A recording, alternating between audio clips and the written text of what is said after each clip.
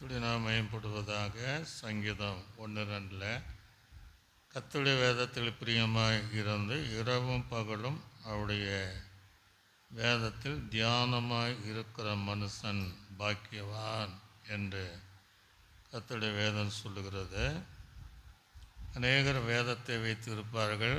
1-2 வேதம் வச்சுருப்பாங்க. சிலர் 3 வேதாங்கங்களும் வீட்டில் கிடக்கும்.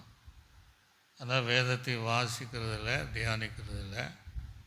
வேதத்தை வாசிப்பது வேறு, தியானிப்பது வேறு. இங்கே சொல்லியிருக்கிற காரியங்கள் கர்த்தருடைய வேதத்தில் பிரியமாக இருக்கணும். அது மேலே ஒரு பிரியம் இருந்தால் தான்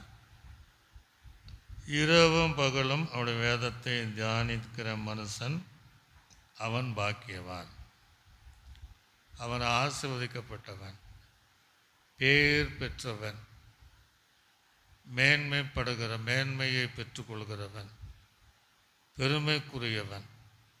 ஆகவே நம்ம கர்த்தருடைய வேதத்தில் ஏதோ ஒரு நாள் இரவும் பகலும், சில இரவும் பகலும் சில வைத்திருப்பாங்க இல்லையா, அதே போல் வேதத்தின் மேல் பிரியமாக இருந்து தியானிக்கிற மனுஷன் பாக்கியவான். அவனை சொல்கிறார், அவன் நீர்க்காலில் ஓரமாய் நடப்பட்டு தன் காலத்தில் கனியை தந்து இலையுதிராத மரத்தை போல் இருப்பான். காற்றடித்தாலும் என்ன அடித்தாலும் இலையுதிராத, ஆசீர்வாதத்தை இழக்காத, கனி நிறைந்த வாழ்க்கை தருவான்.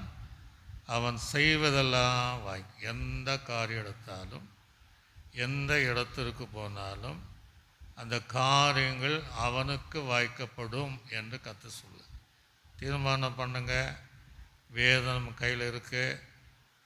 இனிமேல் கர்த்தருடைய வேதத்தை நான் பிரியமாக இருப்பேன், இரவும் பகலும் தியானிப்பேன். நான் பாக்கியமான மாற போகிறேன்.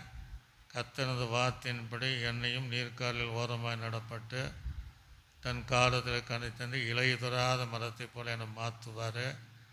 நான் செய்வதெல்லாம் எனக்கு வாய்க்க செய்வார் என்கிற விசுவாசத்தோடு, நல்ல ஆண்டவரே, இந்த வார்த்தையின்படி இப்படி தங்களை அர்ப்பணித்திருக்கிறவருடைய வாழ்க்கை அவங்க செய்வதெல்லாம் வாய்க்கப்பட உதவி. இயேசுவின் நாமத்தை நல்ல பிதாவே.